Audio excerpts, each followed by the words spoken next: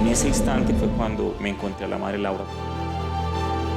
Vamos a una mina donde hay mucho oro y donde no ha entrado nunca un medio de comunicación. Sangre de mi sangre. Ya la muerte era inminente. Hay una intervención milagrosa humana. Tú que vives y reinas. Y aquí sentí la recuperación total. Hola, buenas noches. En una semana la Iglesia Católica tendrá su primera santa colombiana. Se trata de la madre Laura Montoya Upegui, maestra y protectora de indígenas, con cuyo proceso de canonización, que duró medio siglo, venció al llamado abogado del diablo en Roma, es decir, al procurador de la causa que analizó la canonización. Crónicas RCN hizo una exhaustiva investigación alrededor de la vida de la próxima santa, develó sus recónditos archivos y encontró, entre otros, 3 secretos de la que gozará muy pronto de olores de santidad.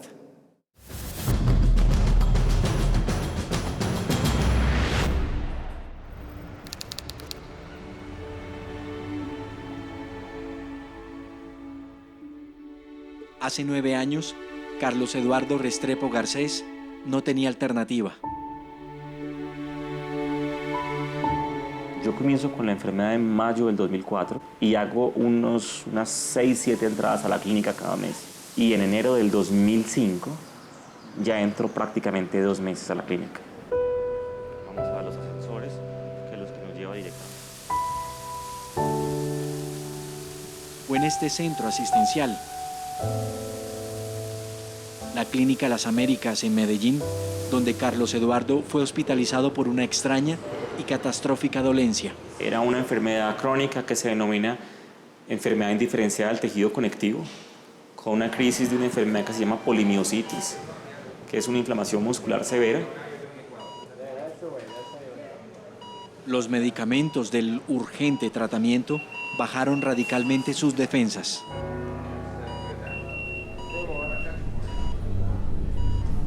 Se me perfora el esófago, que es lo que conduce el alimento de la boca al estómago, y crea una infección al lado del corazón, los pulmones, en un territorio que se llama el mediastino.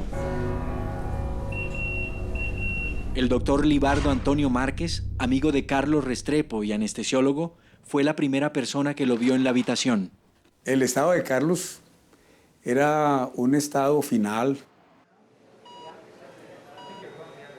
Hablando claramente, concretamente, no había más nada que hacer desde el punto de vista médico. La enfermera Francia Rengifo atendió a Carlos Restrepo. Cuando el doctor Restrepo llegó aquí, eso fue conmocionante. Llegó muy mal, realmente muy mal. El doctor Restrepo, un hombre que antes de llegar a este límite de la vida, curaba a otras personas. Un pinchazo, mi princesa, para poder ver bien dónde está la aguja, ¿de acuerdo? Es él, en su lucha diaria contra lo que los médicos se precian de batallar tanto: el dolor. Restrepo Garcés es, paradójicamente, como médico anestesiólogo, especialista en medicina del dolor, con estudios en Inglaterra y Canadá. ¿Qué pienso yo si soy médico del dolor? Diría yo que estaría combatiendo a Dios en todos los sitios, ¿no? Porque yo no quiero que nadie tenga dolor, que ese dolor altere la calidad de vida. Y el dolor ha sido protagonista de su vida. Como paciente, desde los 12 años de edad, sufrió males como la artritis reumatoidea. Y en una etapa más adulta, lupus. Carlos sobrellevó una enfermedad tras otra. A los 38 años, sus dolencias le hacían creer que la vida iba a ser corta. Lo claro es que el panorama desde el punto de vista médico era completamente malo. La última alternativa, en febrero de 2005, era la intervención quirúrgica. Entonces los cirujanos, con muy buen criterio y de acuerdo también con el grupo de anestesia, se conceptuó que someter a Carlos a un proceso quirúrgico grande como el que ameritaba para esa situación era pues darle la puntada final. De nada servía el conocimiento adquirido como médico exitoso en la erradicación del dolor. Él estaba postrado en una cama y en las puertas de la agonía. Fuimos desfilando todos a despedirnos de él y a darle a su mamá, que era la que estaba ahí en ese momento, a darle las condolencias porque con Carlos no había más nada que hacer. Todo el mundo decía que no iba a salir, no, y no había la familia, todas las personas que entraban que salían como con ese luto ya por el doctor, que realmente estaba muy mal. Algunos de los compañeros lloraron por Carlos. Hay gente que manifiesta su sensibilidad de otra manera y a Carlos lo lloramos.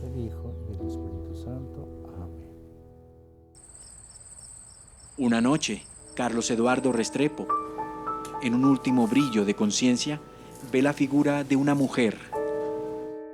No hay como un camino explicable. Simplemente me acordé de ella, pensé en ella, se me vino a la mente ella. ¿Ella? ¿Quién era ella? ¿Una novia? ¿Su mamá? Carlos divisaba en sus íntimas brumas a una maestra, a una profesora de comienzos del siglo XX. Después, la profesora se hizo niña en sus imágenes delirantes. Una niña que jugaba con hormigas. Luego, una señorita que a caballo buscaba indígenas.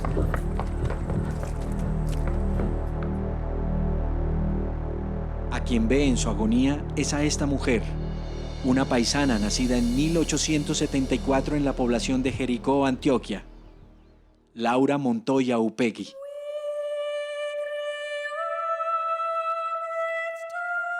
Científicamente no se puede explicar. Ni una luz, ni un halo, ni un aroma, no. Me acordé de ella.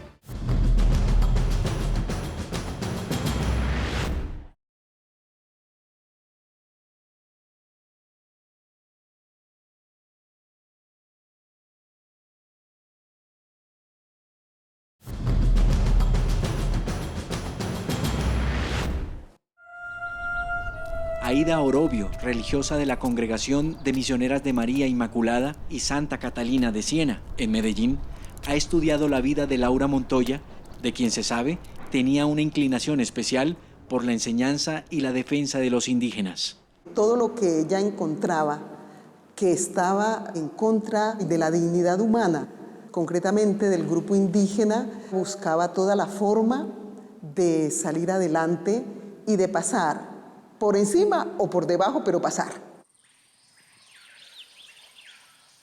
Y efectivamente, fue sobre cabalgaduras que Laura Montoya emprendió una búsqueda incesante de los indígenas.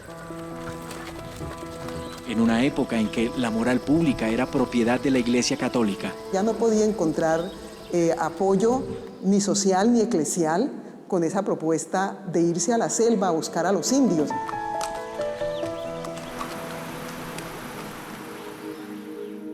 Era esta excepcional mujer la protagonista de la agonía de Carlos Restrepo, una benefactora de indígenas que el enfermo veía 90 años después, antes de morirse en la cama de una clínica, el 13 de enero de 2005. Pero, ¿por qué ella? Ni una luz, ni un halo, ni un aroma, no. Me acordé de ella y recé como cualquier católico en momentos de dificultad. Una súplica a una mujer que vivió un siglo atrás. Una última opción en el último hilo de vida que le quedaba. Yo le pedí a ella que me ayudara a salir de esa situación y que eso le ayudara a ella para llegar a los altares. Fue una petición como, no sé si extraña o no, pero eso fue lo que solicité esa noche.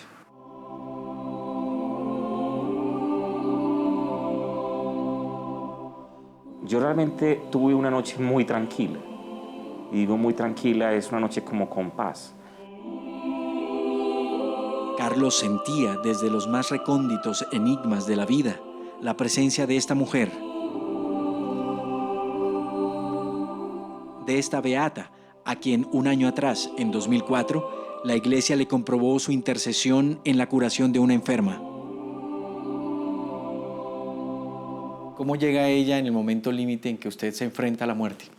La conocía con el conocimiento general que teníamos como antioqueños normales respecto a una beata. De hecho, yo no sabía si había aquí un santuario de ella, una iglesia de ella, ¿no?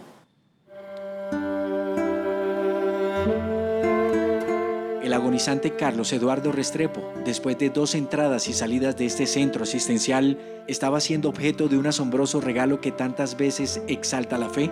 Con la parola miracolo si intende qualcosa di difficile o insolito, al di là della speranza.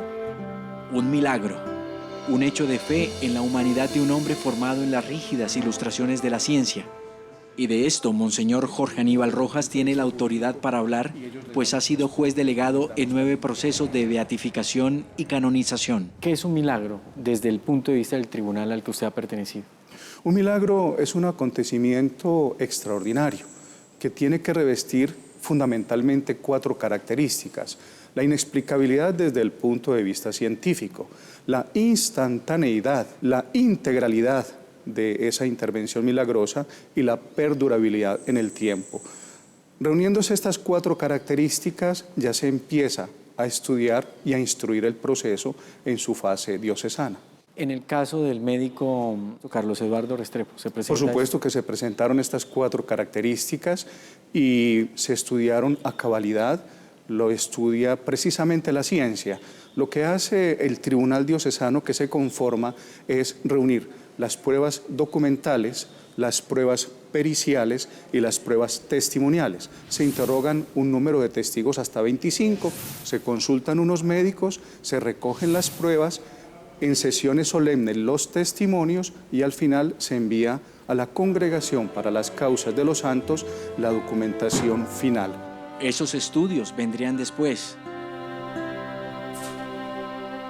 Pero la noche del 13 de enero de 2005, Carlos Eduardo Restrepo simplemente se aferró a la fe para no morirse.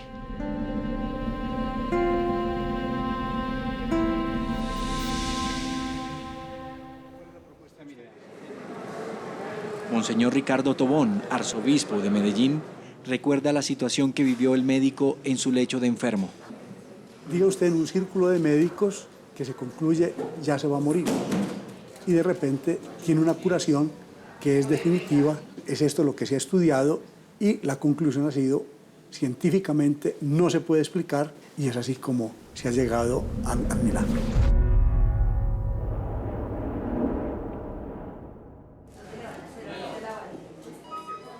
Y comienzo a recuperarme de manera más ágil de lo usual. El otro día comienzo a cambiar la frecuencia cardíaca. ¿La mejoría usted la relaciona con la oración y la petición a la Madre Laura? Pues en ningún momento de mi enfermedad desconocí o desconfié del manejo médico, pero el acompañamiento espiritual, cuando uno pide una intercesión ante mi Dios, yo siempre pienso que es como una fortaleza extra. Y de fortalezas extras conocía a Laura Montoya. La madre desde muy niña podemos decir que es una gran mística y contemplativa. La religiosa Magnolia Parra quiere decir que Laura era una gran observadora con un profundo carácter espiritual. Y lo confirma a los 7 años, cuando ella está en la finca del abuelo materno en Amalfi, en el nordeste antioqueño, en la finca La Víbora. Se entretiene con la naturaleza. La naturaleza, esa que Laura Montoya consideró como su única amiga. Y es entonces cuando ella juega con unas hormigas arrieras, ¿cierto? Y dice ella que la sorprende Dios, estando ella así en esa contemplación.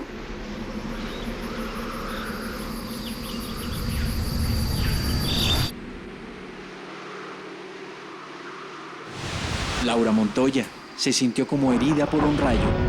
Las hormigas Le enseñaron que la carga de su vocación sería pesada, pero que en dicha misión no estaría sola. Ella nace en 1874 y su padre es asesinado en 1876. Tiene ella apenas 2 años y medio. Ella tiene que salir de acá con su madre, sus 2 hermanitos, Carmelita y Juan de la Cruz. Los bienes de la familia fueron confiscados. La pobreza cundió. Y un carácter recio empezó a gestarse en la pequeña.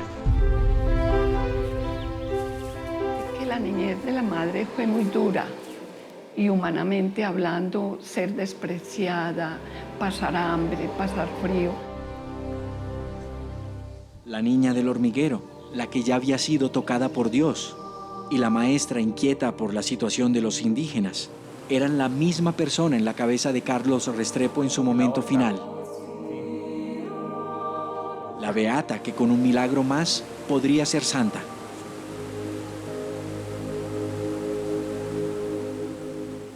Porque no es que yo sea más digno de recibirlo que otros que han pedido igual.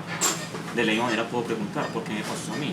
No sé, no es porque sea peor que los otros, simplemente porque me tocó.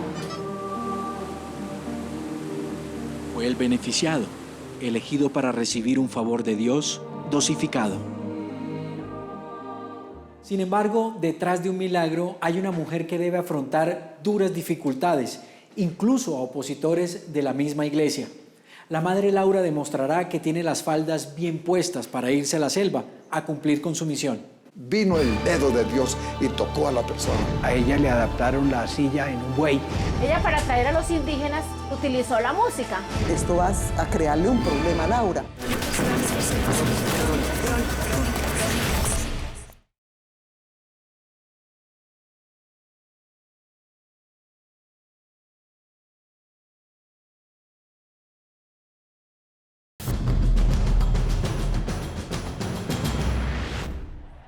El médico Carlos Restrepo asegura haber sido salvado de la muerte gracias a la milagrosa intercesión de la hermana Laura, la misma mujer que 80 años atrás atraviesa las selvas antioqueñas para defender a indígenas en veras, enfrentándose a hostiles opositores. Y la afirmación, la paciencia. Pues comencé a mejorar los parámetros del laboratorio, los signos vitales mejoran también, de una manera muy rápida. Por rápida no es un instante, esto no es un switch on-off, sobre todo después de casi un año incapacitado. Lo que se conoce como un milagro estaba en curso, un hecho frente al cual la ciencia casi siempre es incrédula. Yo personalmente pensé que la medicina se había equivocado y que el pronóstico de Carlos no era tan grave como lo habían planteado, pero yo mismo estudiando la situación de él no me explicaba en tan corto tiempo salir de un estado tan grave a una mejoría que fue progresiva. ¿Qué pasó? ¿Qué pasó? En eso la iglesia es supremamente cuidadosa. Ya cuando los especialistas nombrados para la Santa Sede dicen aquí hubo un milagro, es porque humanamente no tienen explicación. Y esto aquí vino el dedo de Dios y tocó a la persona y se realizó el prodigio.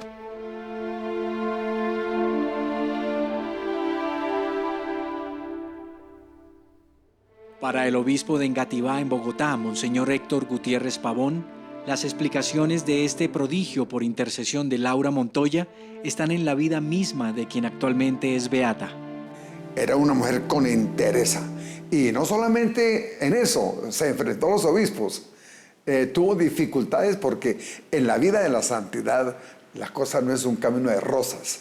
Ella tuvo que sufrir, como han sufrido todos los santos. Ellos sufren. Es muy fácil que les recen a uno y que le pongan su aureola, pero para llegar allá se requieren pantalones y faldas bien puestas. También en su época, como mujer, pues tuvo que ser toda una lucha continua, porque el solo salir a la calle, una mujer sola, era considerado pues como algo no muy moral. Hasta que llegó el momento de convertirse en la gran misionera de los indígenas.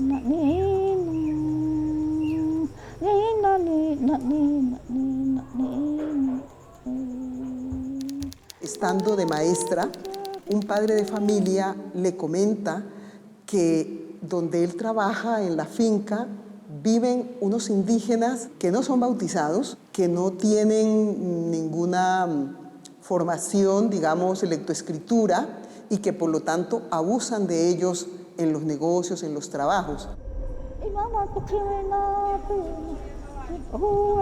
Inmediatamente empieza a buscar apoyo, pensando que los sacerdotes deben ir a visitar a esos indígenas para conocerlos, para hacer la catequesis, evangelizarlos y bautizarlos. Ella empieza a encontrar negativas porque cada sacerdote pues tenía un compromiso y ella fue encontrando muchos no. Y un no para Laura Montoya Upegui no era una puerta cerrada o una derrota.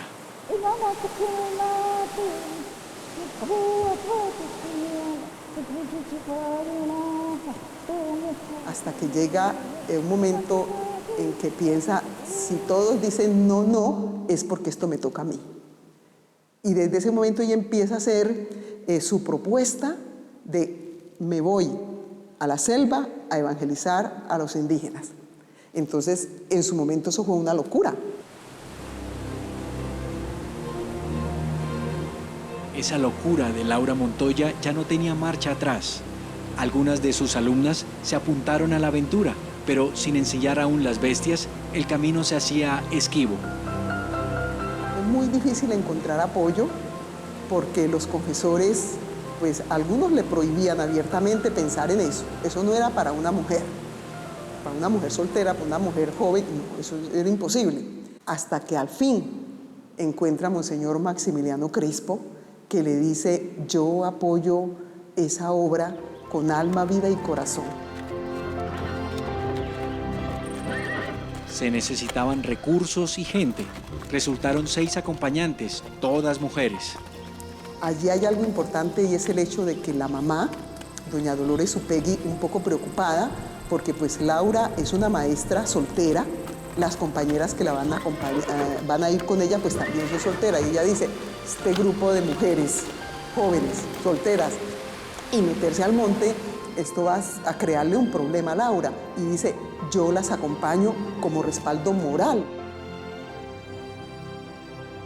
Y empezó un devenir a lo largo del cumplimiento del deber. Y luego, poco a poco, el Señor la fue conduciendo hacia la vida religiosa.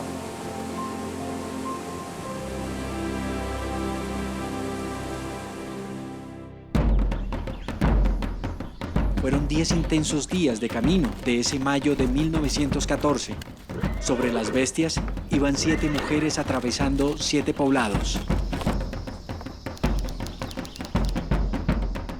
No había carretera, los caminos eran caminos de herradura. En la selva, el grupo sufrió una transformación definitiva. De señoritas pasaron a llamarse hermanas. Y Laura, a los 40 años de edad, recibió de parte de sus compañeras el tratamiento de madre. Le oí contar al padre Enrique Rocheró que como la madre Laura era tan robusta, entonces en vez de llevarla en una mula, como viajaba la mayoría de los viajeros, a ella le adaptaron la silla en un buey y la madre Laura así, en esa cabalgadura, llegó hasta la misión. ¿Usted qué opinión le merece ese gesto? De parte del buey me parece un gran esfuerzo. De parte del padre Enrique Rocheró, un hombre muy abnegado. Este gramófono que hoy reposa en la habitación donde vivió la hermana Laura en su congregación de Medellín tuvo una singular utilidad misionera, según la monja Luisa Benítez. Ella para atraer a los indígenas, porque los indígenas primero no se querían acercar, entonces utilizó la música. Y a medida que iban escuchando, pues se sorprendían y se acercaban a ver qué era eso que sonaba. Por la señal de la Santa Cruz, nuestro enemigo. Ana Rosa Domicó, indígena en Vera de Dabeiba, fue una de las niñas educadas por la madre Laura.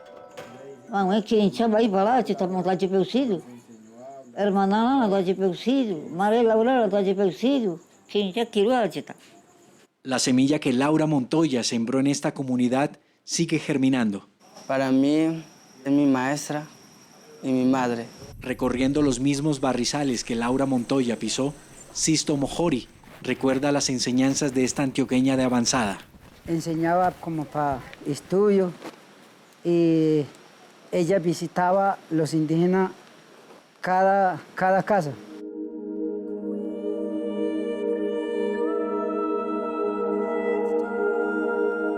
Una mamá que 2 años después de llegar a Dabeiba, en 1916, vestía así, como misionera de María Inmaculada y Santa Catalina de Siena. Pero la naciente comunidad se enfrentó a muchos enemigos, incluso venidos del mismo clero. En 1918, los sacerdotes carmelitas quisieron cerrar la congregación de Aventureras Hermanas. Ellos le pidieron a Monseñor Maximiliano Crespo que extinguiera esa comunidad naciente y Monseñor no aceptó. Entonces eso le enardeció al padre Elías. El carmelita opositor de la Madre Laura. Él y sus compañeros no creían que la madre estuviera actuando por llamado de Dios. La veían como una mujer altiva, con deseos de figuración. Y él dice, en sus escritos dice que o Dios está por primera vez se pone de parte de la mentira y de la farsa, o lo que ellos creen de esa mujer no es verdad. Pero el padre Elías no contaba con la fe genuina de esta religiosa cuando cierto día la confesó. Y en esa confesión fue cuando el padre Elías descubrió la grandeza del espíritu, del alma de la Madre Laura y de todas las hermanas.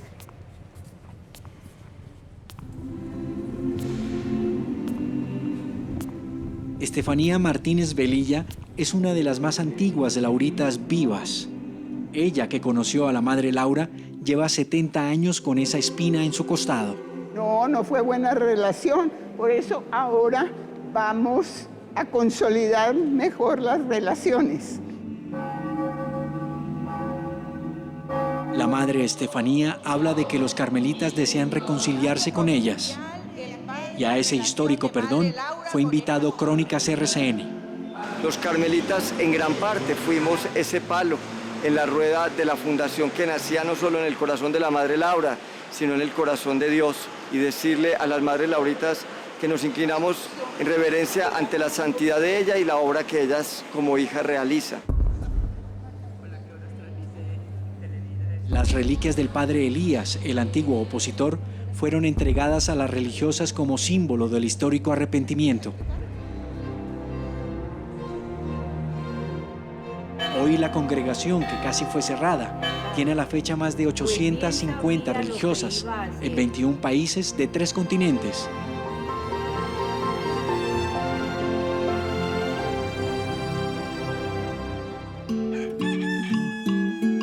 Para muchos conocedores de la vida de esta beata, su espinoso camino a la santidad nace en esta humildísima pila bautismal de Jericó, Antioquia. Laura nace a las 8 de la mañana del día 26 de mayo de 1874, aquí en Jericó, de un hogar de don Juan de la Cruz Montoya, doña Dolores Upegui. El Señor está con ustedes.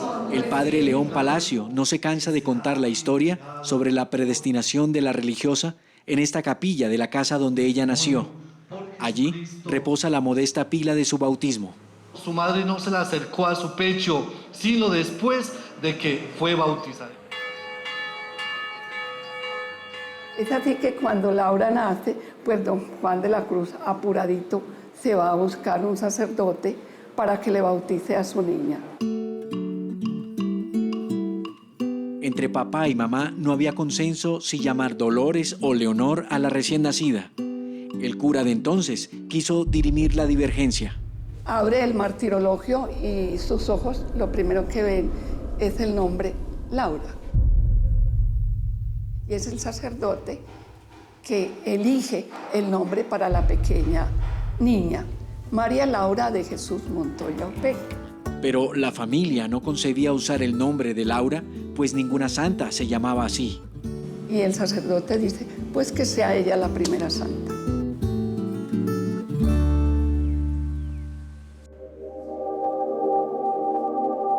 Laura, que se deriva de laurel y es símbolo de inmortalidad, fue bautizada solo 4 horas después de nacer. 35 años después, cuando aún no era religiosa, regresó a Jericó y al llegar quedó claro que tenía especial fijación por este rito. Antes de mirar edificios, de mirar cualquier lugar atractivo de Jericó, ella busca en la antigua catedral de Jericó la pila bautismal. Para sus dos compañeras fue muy extraño, porque ella lo primero que hace es como reverenciar, por así decirlo, esa pila donde ella había sido bautizada, y dice ella que derramó abundantes lágrimas de alegría. Y su hermano, Juan de la Cruz. Estos y otros episodios en la vida de la madre Laura Montoya han servido para que sus hijas, sus misioneras, compartan a turistas y devotos los olores de la santidad que ella dejó. Porque quien viene acá a este lugar dice, aquí se siente algo especial, se siente esa presencia de esa madre Laura. Y una de esas personas que buscan este tipo de experiencias es esta mujer. Yo aparezco en mi cédula como Sofía Teresa Montoya de Sánchez. Crónicas RCN encontró a Sofía Montoya en Bogotá. Esta mujer que prepara hoy el café de la mañana a su esposo lleva sangre de la santa en sus venas. Sé que es una realidad porque sí, es sangre de mi sangre. De la unión entre María Dolores Upegui Echavarría y Juan de la Cruz Montoya González nacieron 3 hijos: Carmelita, Laura y Juan de la Cruz. De este último sobrevino la única descendencia con 7 hijos. De ellos, Miguel Ángel fue padre de 6. Uno de esos hijos fue Sofía, que es sobrina nieta de la madre Laura. Con el deseo de conocer a la más insigne de sus ancestros, Sofía hizo maletas y con ella viajamos a la semilla de este árbol genealógico. Jericó. Otros colombianos están en camino hacia la santidad. La Iglesia acaba de abrir el proceso por la causa del sacerdote eudista Rafael García Herreros. También hay un beato, el padre Marianito, y una venerable, la también laurita Isabel Tejada, y 7 siervos de Dios. Uno de ellos es tía de la hermana Laura. Ya regresamos. Yo tengo certeza de que el cardenal Sodano metió la mano. Con la oración tenemos que vivir haciendo influencias.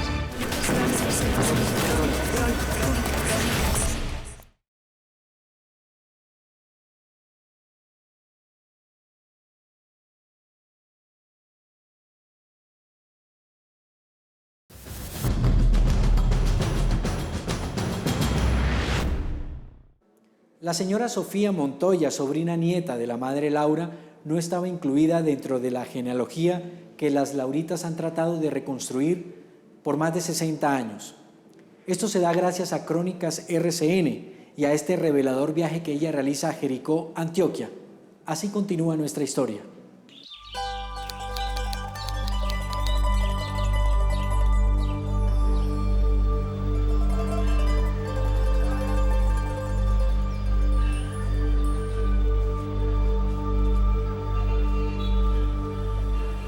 No, mi madre Laura, divina. Madre, estoy feliz de estar aquí, de conocer tu tierra, quería venir. Es un paseo por las ramas del árbol de la vida para entender que su tía abuela ya no pertenece solo al linaje íntimo de la familia, sino también al de los altares de la iglesia. Aquí tenemos, ¿qué eres tú de la madre Laura? Sobrina nieta, él era mi abuelo.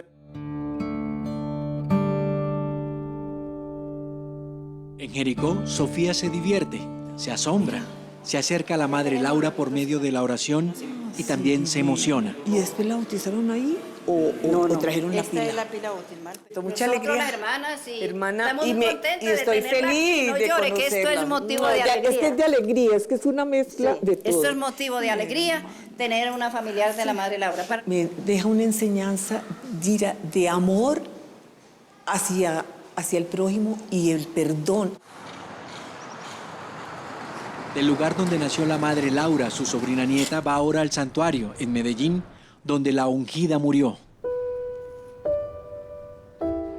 La bendición para su familia, la bendición para la congregación, para todos sus devotos, para todas estas personas que desde los medios de comunicación nos acompañan y nos hacen conocer todo lo de Madre Laura.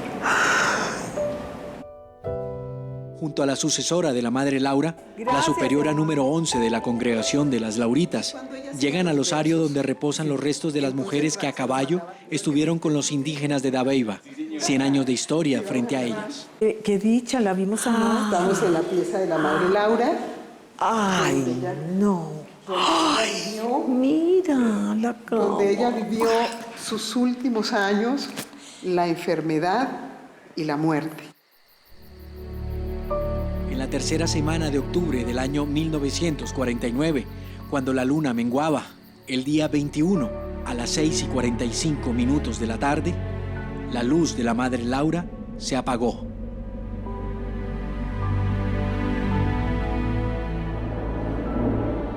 Ella había dicho de vida que su agonía iba a ser muy dura, que iba a ser como la de Jesús en la cruz. El lecho de dolor de la Madre Laura se convirtió en reliquia, en símbolo de hechos inexplicables.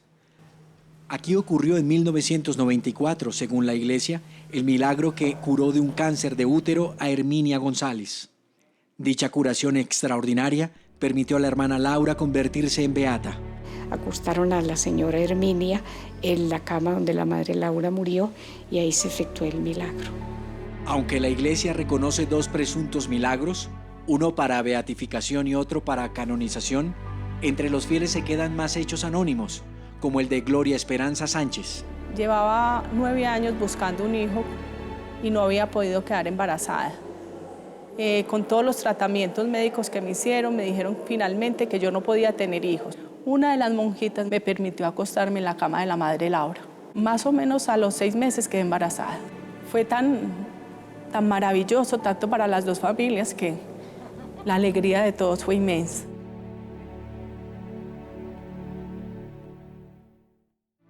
Carlos Eduardo Restrepo de vez en cuando visita el lugar donde la hermana Laura padeció hace 64 años su dolorosa agonía a causa de su linfangitis. Es el encuentro de un hombre que hace 8 años volvió a la vida con la mujer que en pocos días será convertida gracias a este milagro en santa. Ay, gordita, Dios te pague por todo. Muchas gracias por todo. Ilumíname.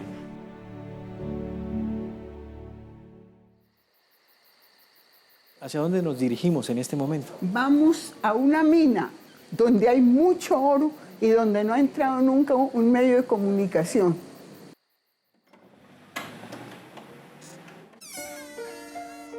El pasado 13 de abril, Crónicas RCN tuvo acceso a los archivos secretos de Laura Montoya en su congregación de Medellín. Aquí tenemos... En estos anaqueles reposan desde hace 99 años y bajo 3 llaves sus 2.800 cartas, los originales de 27 libros, fotografías inéditas, documentos personales y hasta su testamento. De tanto luchar... Estos son los originales de su autobiografía, el libro religioso más leído hoy. Cada página está en una bolsita para cuidarla, ¿no? Aquí tenemos, por ejemplo, la página 891. ¿Y qué dice esa página, madre? Siempre he encomendado a mis hijas la oración y el amor a los enemigos. Este es el primer catecismo en Vera con el que la Madre Laura evangelizó. Es escrito a la manera como ellos hablaban y según su modo de ser. Y estas son las calificaciones de la Madre Laura. Todos 5, pero en música y canto 2. Se rajaba, ¿no? ¿Mal oído? Mal oído. En su testamento, la fundadora de las Lauritas deja en los años 40 a la congregación por toda herencia 5.000 pesos. Pero allí, en Belencito, donde se levanta el convento, hay una reliquia viva de la Madre Laura. Es la indígena tuneva que la santa rescató y crió. María Tamará. Sí. Tiene 89 años de edad. Que si la Madre Laura la quiso a usted. No, ella podía, cualquier hermano que regañaba antes, no, yo me regaña la muchachita. déjemela quieta. Marujita, como la llaman con cariño, fue gemela. Por eso, sus padres espantados la dejaron en un hormiguero del que la rescató la madre Laura. Ayudar en imprenta, hacer revista, manual, consultas, todo eso va a hacer. Aquí, las hermanas mayores viven en permanente oración. Todas ellas siguiendo como modelo de vida a la madre Laura. Estas constituciones son reliquia de la madre Laura. Una de ellas es la religiosa Casta Inés, o por su nombre de pila, Guillermina Betancourt, quien lleva 68 años en la congregación. Antes de ser religiosa, Casta Inés tuvo un sueño. Vio la selva, los indígenas y a una mujer robusta, muy parecida a la madre Laura. Y me dijo, hija, te voy a mandar donde los indios que viste en el sueño, al monte que conociste en el sueño. Y la gorda ya la conociste. Uno veía en la madre Laura siempre como una santidad, ¿cierto? Pero para llegar a la santidad, décadas después, la beata Laura Montoya tuvo que vencer en una dura lucha de tribunales y pruebas documentadas al abogado del diablo.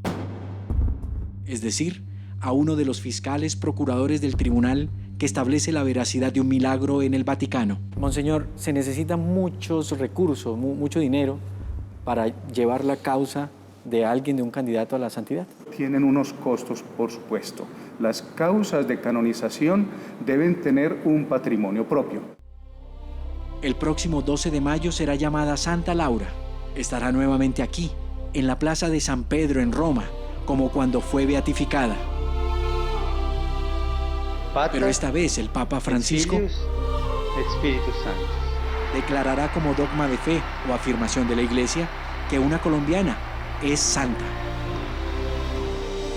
¿Por qué la madre Laura le tomó tan poco tiempo ser santificada? Yo tengo certeza de que el cardenal Sodano, secretario de Estado del Papa Juan Pablo II, metió la mano. Los procedimientos en la Congregación para las Causas de los Santos son estrictos, son rigurosos. Injerencias externas son imposibles de existir. Fue fácil para el cardenal ir allá al escritorio del cardenal prefecto, encontrar el cúmulo de peticiones o donde se encuentran ubicadas y sacarla de debajo y ponerla encima. La puso encima y salió. Entonces hay una intervención milagrosa humana. Me imagino que las Lauritas, las religiosas hijas de la Madre Laura, quedarán todavía más agradecidas y que eso será una pequeña anécdota que pase a la historia. ¿Eso no es como tráfico de influencias, padre? Es que con la oración tenemos que vivir haciendo influencias y el Señor se vale de los hombres para ir llevando a los términos que Él desea.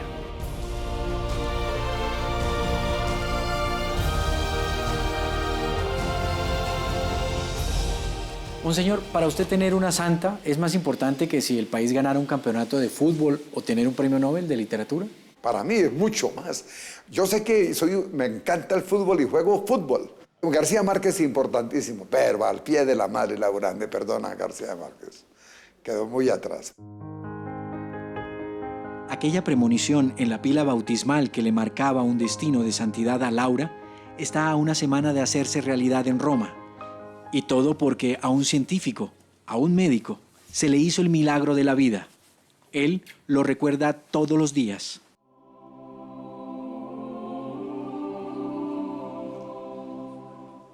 Crónicas RCN acompañó al doctor Restrepo al cuarto de hospital, donde la muerte también perdió la batalla frente a la santa. Esta habitación, la 423, fue la habitación en la que ingresé y en la que solicité específicamente la gracia, pues, el favor como tal. En ella estuve apenas 2 días, pero en esta fue cuando sentí yo que estaba otra vez normal. ¿Por qué? En esta sentí la capacidad de volver a afeitar, de poder caminar nuevamente y de esa me dieron salida. Hoy la otrora cama de Carlos Restrepo la ocupa esta mujer, que en su delicado estado espera un milagro o que por lo menos alguien la impregne de una necesaria fe. ¿Se puede decir que aquí se obró el milagro? Yo creo que en las dos partes, como te digo, la petición y aquí sentí la recuperación total. Qué bueno, ¿le hicieron un milagro?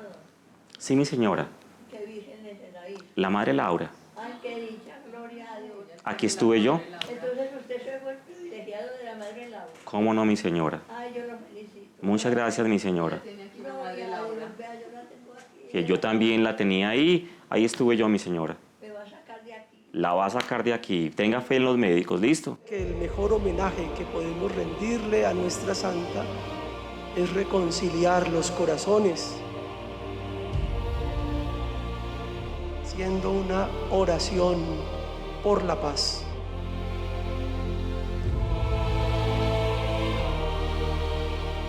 Decía la Madre Laura, verte y verte amado, he aquí el anhelo de mi vida. Mientras en grandes templos y capillas crece el fervor y las urnas se llenan de peticiones, las lauritas continúan la misión. A pie o sobre cabalgaduras, hoy como hace 100 años, buscan indígenas. Quizás en el territorio más hostil para rescatar almas como siempre lo quiso Laura de Santa Catalina de Siena, la Madre Laura. Al cierre de este especial Crónicas RCN obtuvo el inicio de la que será la oración a la primera santa colombiana que queremos compartirles. Así empieza la oración. Dios misericordioso, que prodigaste tu amor y tus dones a Santa Laura Montoya. El resto de la oración será publicada en Roma el 12 de mayo, cuando el Papa Francisco eleve a la religiosa a los altares de la Iglesia. Los espero en un próximo Crónicas RCN, donde están las buenas historias. Hasta pronto.